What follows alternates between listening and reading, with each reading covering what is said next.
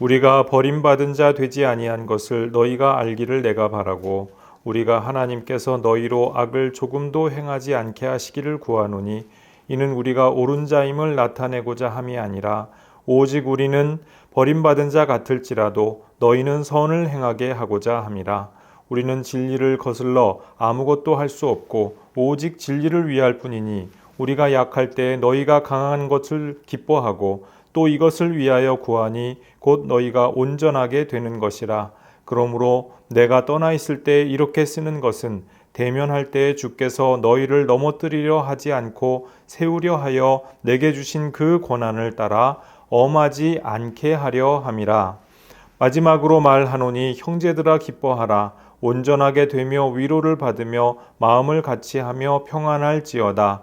또 사랑과 평강의 하나님이 너희와 함께 계시리라. 거룩하게 입맞춤으로 서로 문안하라.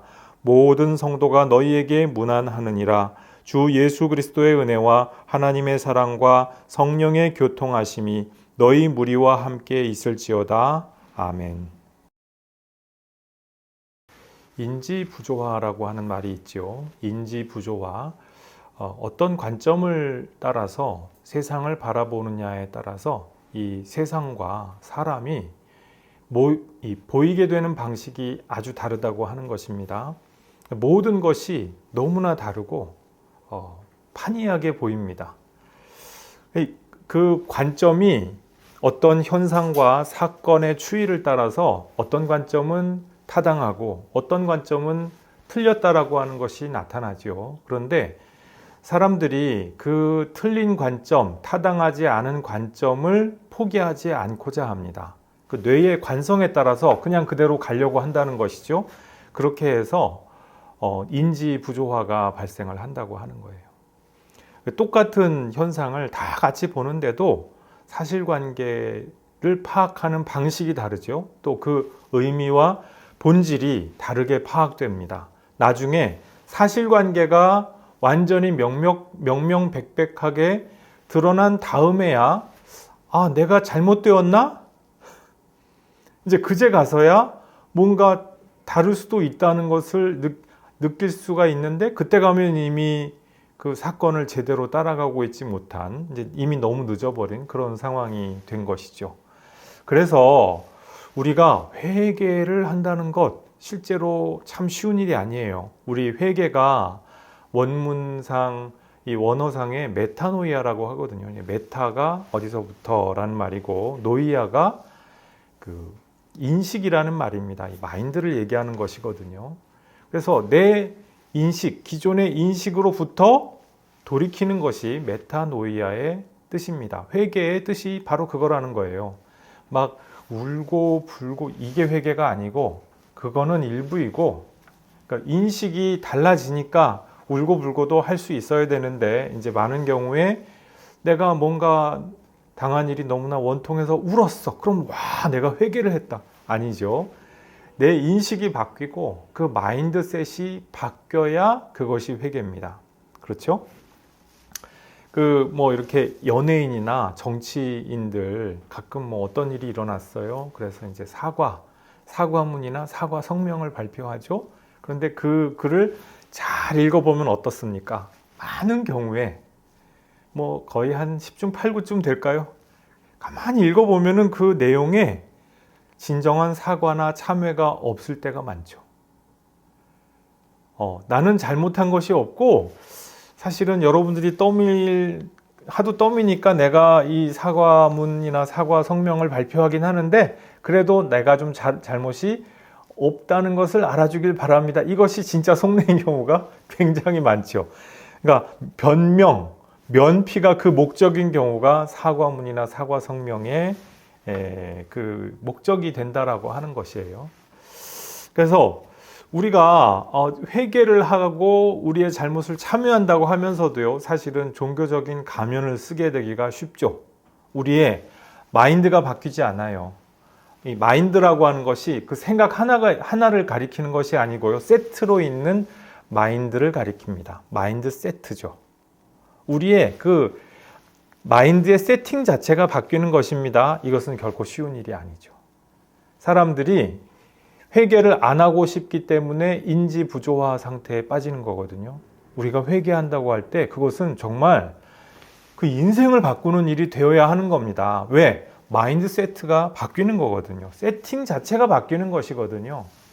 그걸 완전히 돌이키기로 마음먹고 결단하고 그렇게 실행할 때 그것이 회개라고 할 수 있거든요. 그래서 구체적으로 바뀌고 구체적으로 인지 부조화를 하나하나 다 깨고 그러고 나서야 그것을 일컬어서 회개한다 라고 할 수가 있습니다. 그러니까 우리가 믿음 생활할 때에도 이 세상을 살아갈 때에도 인생을 참되게 올바르게 살아가기 위해서는 올바른 관점이 중요하죠. 참된 관점이 중요합니다. 또 진정성이 중요하죠. 대충 그때그때 그냥 면피하고 변명과 회피와 이런 걸로 대충 무마하면 될까요?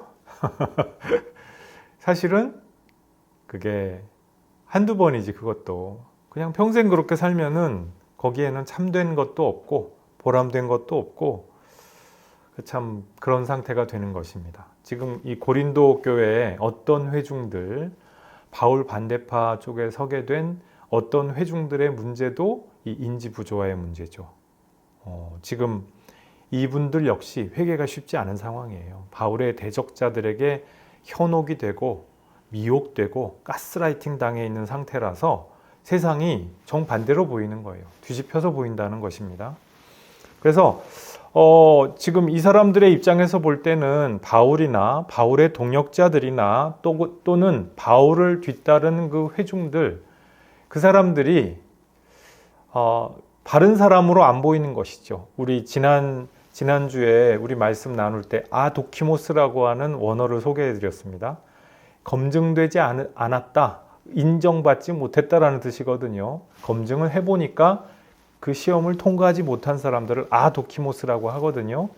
지금 고린도 교회의 어떤 회중들의 눈에는 자기들이 따라가고 있는 자칭 대사도 혹은 대사도의 대변자라고 하는 그 사람들, 어떤 영지주의적인 성향을 갖고 어떤 예루살렘 그 사람들과의 어떤 커넥션을 이렇게 내세우면서 활동하고 있는 좀 이상한 신앙을 가진 사람들, 그 사람들 쪽이 도키모스로 보이는 거예요. 바른 사람, 올바르게 검증된 사람으로 보이고 사도 바울은 이상한 사람으로 보는 거예요.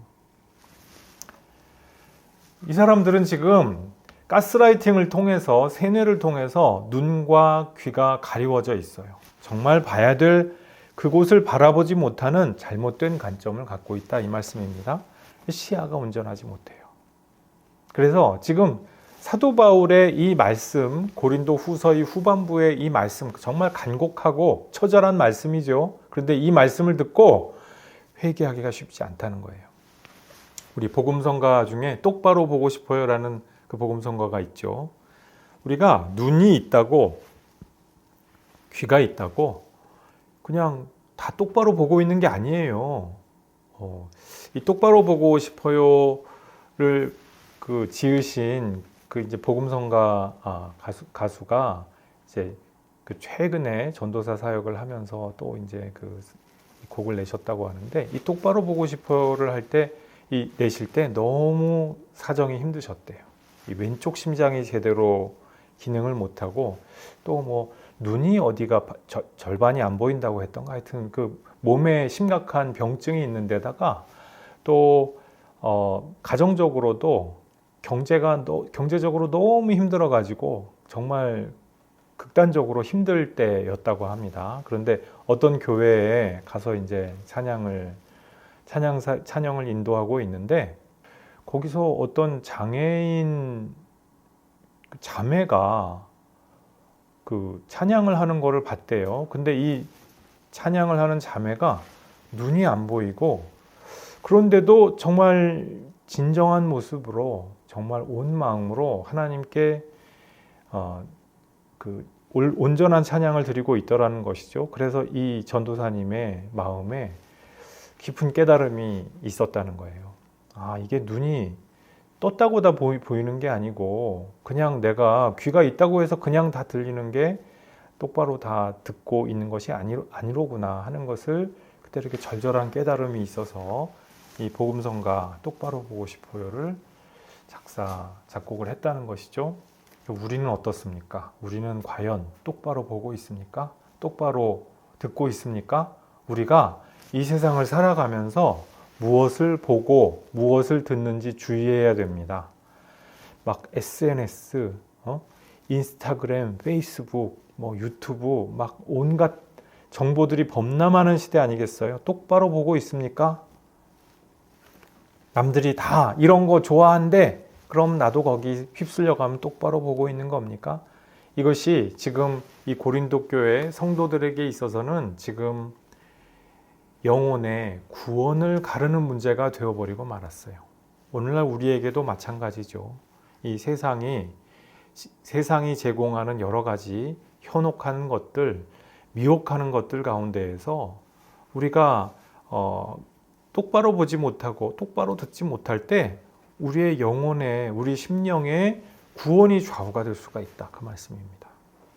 자, 그래서 지금 이 고린도 교회의 위태로운 상황을 두고서 사도 바울이 6절과 7절에 보니까 기도 제목을 몇 가지를 말씀을 하고 있습니다.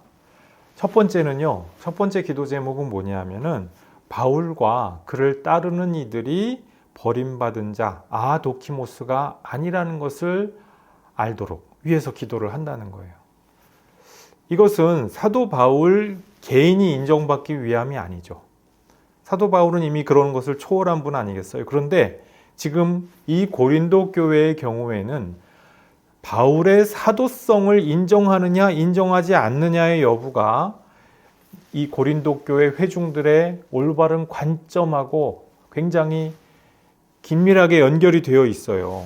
그래서 지금 현혹된 무리들이 그 마인드 세트가 변화하기를, 세팅이 변화하고 재부팅이라고 하면 좀 그러나 아무튼 완전히 싹 다 새롭게 세팅이 이루어지기를 간구하고 있는 것을 볼 수가 있습니다. 또 7절 전반절에 보니까요, 하나님께서 이들로 하여금 악을 행하지 않도록 역사해 주십사 이렇게 기도하고 있는 것을 볼 수가 있습니다. 여러분, 현혹된 사람들, 미혹된 사람들, 이런 사람들이요, 악한 생각과 충동에 사로잡혀 있는 나머지 악을 선으로 착각을 합니다. 선이 악으로 보이고요, 악이 선으로 보여요. 정반대로 보인다는 것입니다. 그래서 이들이 자기 딴에는 선을 행하고 정의를 행한답시고 행하는 일들이 사실은 악행일 경우 너무나 많다고 하는 것이에요. 그 많은 악인들이 내가 악을 행하고 있지, 나는 악의 사도, 이러면서 악을 행하지 않는다는 거예요. 자기가 악을 행하면서도 자기 관점에서는 의롭고 선하고 정당해요. 나는 악의 사도야, 그러면서 악을 행해야지, 이런 경우가 많지 않아요. 생각보다. 악인일지라도 내가 좀 부족하긴 해도 나도 그래도 의인이야 생각이 다들 있다는 것입니다. 심지어 소시오패스는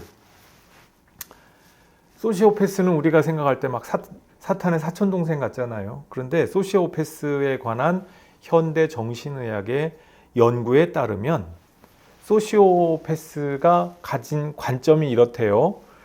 악하고 못난 것이 죄악이라고 여긴답니다. 그럼 무슨 얘기예요?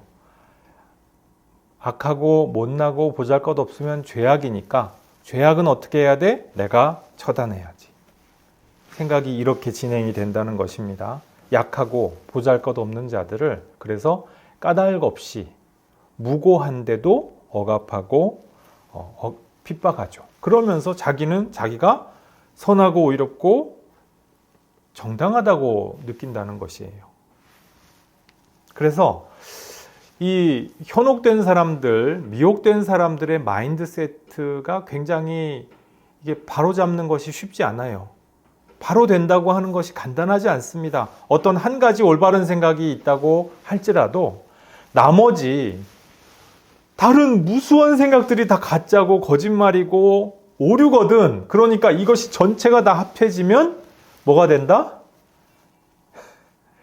이상한 엉망진창이 되는 거죠. 그래서 우리가 무엇이 내 마인드세트 가운데에서 잘된 것이며 올바르고 정당한 것인지, 내 마인드세트에서 뭐가 잘못인지 이것을 잘 분별하고 조명해 보는 것은 굉장히 중요합니다. 그러니까 내가 내 스스로를 성찰하는 것, 성찰은 믿음의 일부라고 말씀드리지 않았어요?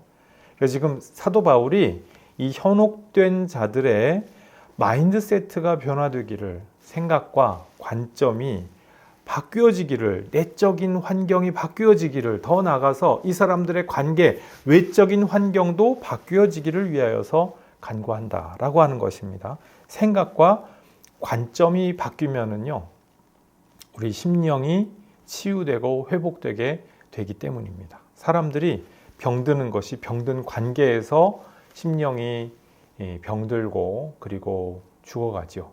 근데 그렇게 되지 않기 위해서는 관계가 바뀌고, 오가는 말들이 서로 바뀌고, 생각과 관점이 바뀌고 라고 하는 것이 중요하다고 하는 것입니다.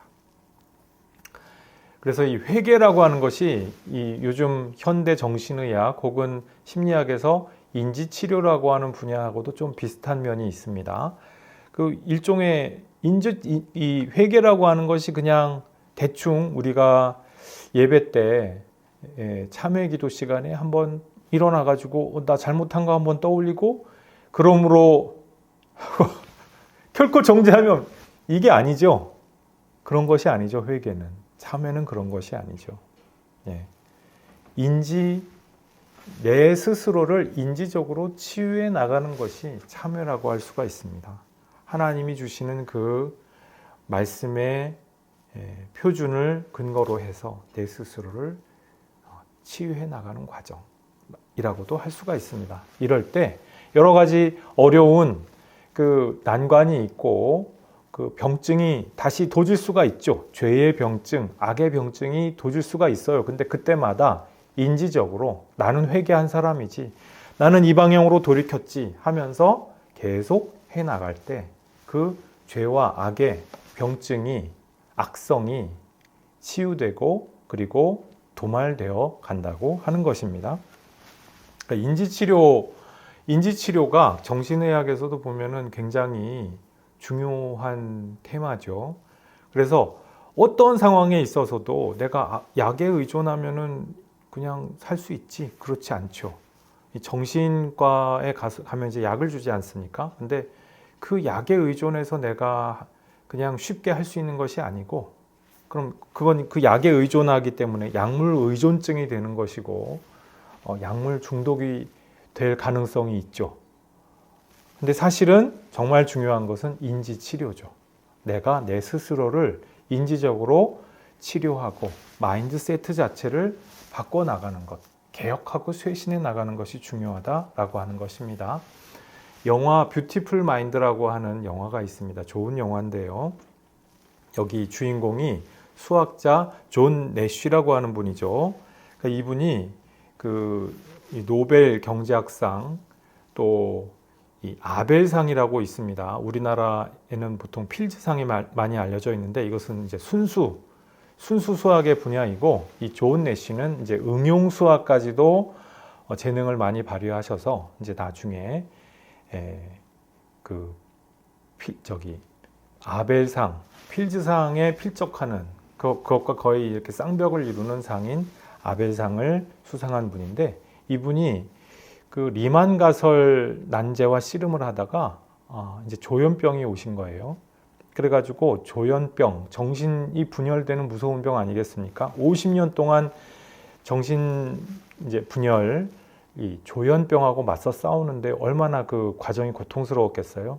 그러니까 요새같이 약이 좋지가 않았어요. 그때만 해도 이제 그 첫 세대 약물이 개발되고 있던 중이었거든요. 그래가지고 이 약물이 효과가 너무 안 좋은 거예요. 막 언론상으로는 이제 의학계에서 막 이 너무 효과가 좋습니다라고 떠드는데 사실은 좋지가 않았던 이제 그런 상황이었던 것이죠.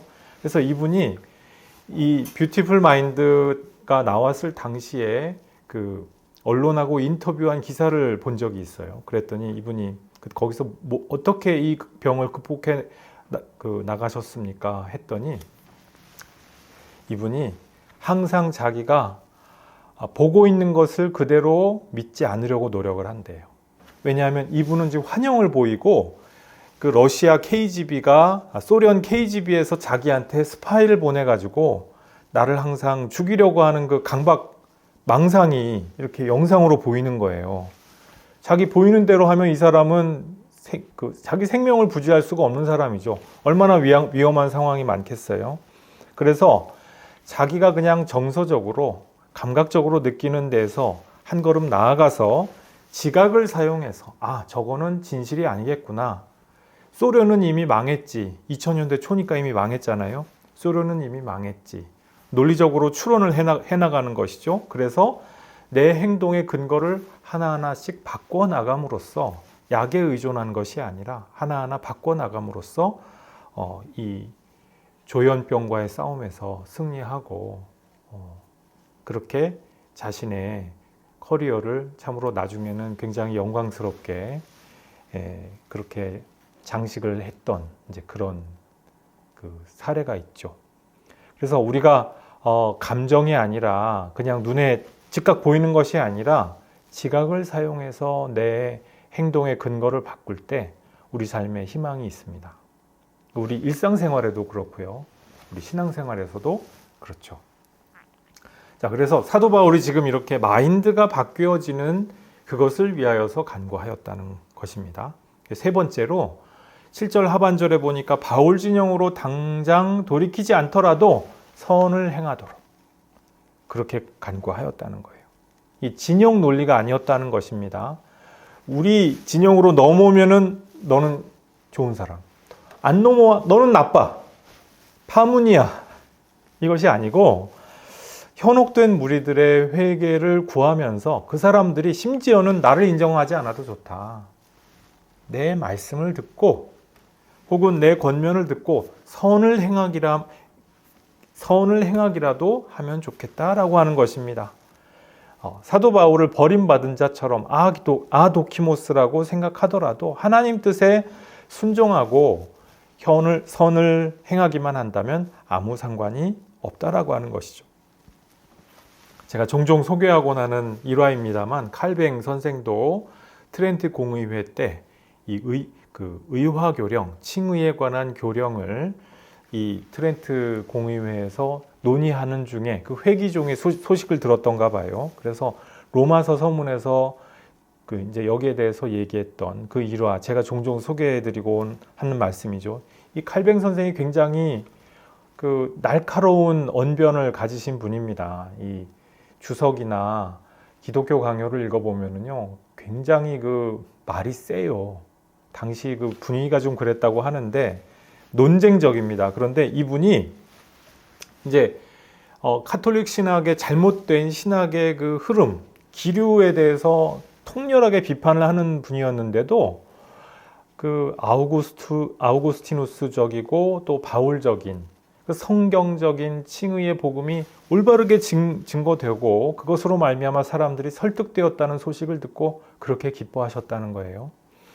그러니까 이 사람들이 나중에는 이 개혁교회, 루터교회 사람들을 파문하게 되는 사람들이잖아요. 그런데 그럴 사람, 자기를 글자 그대로 버림받은 자처럼 여기는 사람들일지라도 이 전체적인 방향이 선한 방향이다라고 하는 그거 자체에 기뻐할 줄 알았다고 하는 것이죠. 우리 기준도 마찬가지라는 거예요. 오로지 하나님의 뜻과 진리만이 우리의 행동과 우리의 희망의 근거이자 목표가 되어야 한다는 것입니다. 자, 사도 바울이 고린도 교회를 위하여서 선을 행하기 위하여서 기도를 하였는데 그 기도의 근거와 목적이 무엇입니까? 8절에서 10절 말씀해 보니까 첫 번째로 8절에 사도 바울이 오직 진리를 위하여서 구할 수밖에 없기 때문에, 진리의 종이기 때문에 자기 자신에게 눈앞에서 찬동하지 않는다고 할지라도 진리에 순종하기만 한다면, 그들이 구원에 이르기만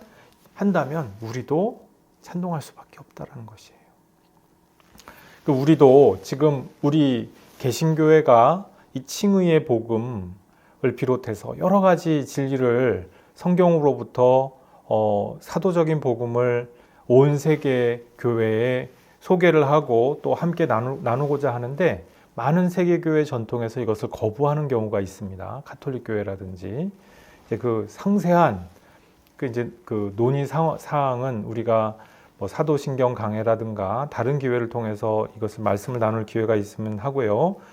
어쨌든 그런 모든 상황 가운데에서 또 뭐 세계 종교, 무신론자들 온 인류를 향해서 우리가 증거하는 복음에 당장 찬동하지 않는 분들을 위해서 우리가 어떻게 해야 됩니까? 너 나빠! 파문! 저주! 불신 지옥! 이런 거 외쳐야 됩니까? 아니라는 거예요. 그분들을 위해서도 그들이 진리에 순종하고 구원에 이룰 수 있기를 희망하고 또 그분들을 위하여서 간구해야 될 줄로 믿습니다. 9절 말씀해 보니까 또 사도 바울이 이렇게 기도하는 목적이 무엇입니까? 고린도 교회 성도들로 하여금 온전하게 되게 하고자 한다는 바로 그 목적입니다. 그러니까 사도 바울을 약한 자로 치부하는 한이 있더라도 이 사람들이 강하게 된다면, 믿음의 강한 자가 된다면 그것으로 족하다는 것이에요. 온전하게 되는 것, 온전함, 카타르티시스라고 하는 말인데 이 말이 어떤 그 맥락에서 주로 쓰이는 말이었냐면은 뭔가를 쇄신해서, 개혁해서, 혁신해서 올바르게 만든다. 이것을 카타르티시스라고 합니다. 또 병에서 병증을 해소하고 건강해지는 것, 다시 건강해지는 것. 그냥 건강해지는데 내가 저절로 건강해지는 것이 아니에요. 내 생활 습관이라든지 식습관이라든지 약을 쓴다든지 해서 내 병증을 극복하고 그렇게 해서 다시 건강해졌을 때 이것을 카타르티시스라고 이야기합니다. 너희들이 온전하여지게 되어라. 온전함을 입어다오. 그렇게 사도 바울이 지금 표현을 했을 때 지금 너희들이 잠시 병에 걸려 있는 것 같은 상태인데 이것을 잘 극복해 주기를 바란다 라고 하는 그 말씀입니다. 지금 고린도 교회 성도들이 올바른 관점을 잃어버렸어요. 사도적 복음적 관점을 잃어버렸어요. 이것을 발견하고 다시 재발견하고 돌이켜야 하는 것이죠. 고린도 교회에 그래서 치유되고 회복되어야 할 병들고 부패한 모습들 있지 않겠어요? 이 모든 것들을 돌이키라고 지금 돌이키도록, 그래서 온전하고 다시 건강하게 되기를 위하여서 간구하는 것입니다. 자, 내 믿음이 너를 구원하였다. 이것을 말씀하시는 것이요. 예수님이시면은 이 말씀은 정말 축복의 말씀이죠. 그런데 이 말씀을 여느 사이비 교주가 얘기했다고 생각을 해봐요. 내 믿음이 너를 구원하였다고 신천지 아무개가 얘기하든지 안상홍 중에는 누가 얘기하든지 한다고 생각을 해보십시오. 같은 내용인데요. 이거는 그 내용과 본질이 온전히 달라지죠. 예? 그렇지 않겠어요? 믿음은요, 온전히 그 진정 올바른 관점이 무엇이냐라고 받아들이느냐의 문제가 된다고 하는 것입니다. 자, 세 번째로 10절 말씀해 보니까 중보기도를 통하여 무서운 기적의 증거를 제시하지 않아도 되는 것, 이것을 위하여서 사도 바울이 간구하고 있다는 거예요. 사도 바울은요, 기적의 사람이었어요. 사도행전의 기록들을 보면은 사도 바울이 선교 여행 가운데 무수한 기적들을 많이 행했어요. 기적이 아쉬운 분이 아니었다라고 하는 것입니다.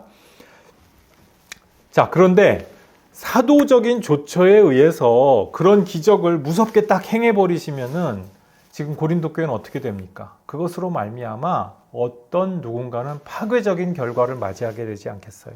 파국을 맞이하게 되지 않겠어요?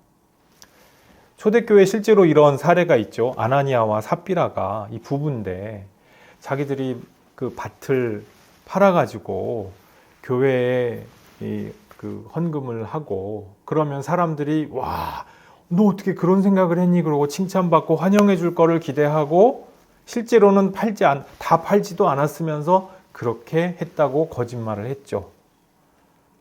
사도 베드로가 그 헌금을 받으면서 뭐라고 합니까? 축복을 해주지 않고 어찌하여서 네가 아나니아한테 처음으로 남편한테 처음으로 너 어찌하여 그렇게 마음에 사탄이 가득해서 성령을 속일 생각을 하느냐. 선언을 하니까 어떻게 돼요? 아나니아가 죽었다. 다음에 삽비라 아내가 왔습니다. 아내가 왔는데 아내가 딱 마음을 탁 굳게 해가지고 또 탁 잡아떼고 거짓말을 하네. 어떻게 합니까? 똑같이 선언을 하니까 두 사람이 동시에 그날 죽은 거예요. 초대교회에 이런 역사가 있었다는 것이죠. 사도 바울은 어떻습니까?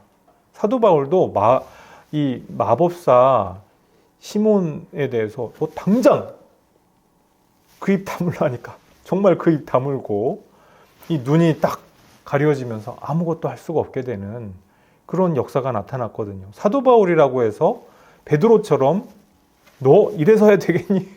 그거 못하는 분이 아니었다는 거예요. 고린도 교회에서 그런 현상을 봐야 되겠습니까? 와, 신기해. 해봐. 이게 올바른 정신이 아니라는 것이죠. 그래서 사도 바울이 그렇게 파국을 선언하지 않았으면 하고 위하여서 미리 간구한 거예요. 이것이 그 영적인 어버이다운 모습 아니겠어요? 어버이가 꾸지람하면서 에잇 망해버려라. 그것이 어버이 모습이 아니잖아요. 마찬가지죠.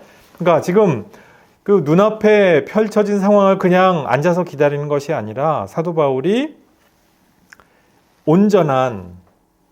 온전하게 변화되는 것을 더 간구하고 이 중보기도 제목을 미리 예고를 함으로써 파국을 막아보고자 하는 거예요. 결국엔 막게 되지 않겠어요? 이 사랑을 받은 고린도 교회가 결국에는 바르게 되지 않겠어요?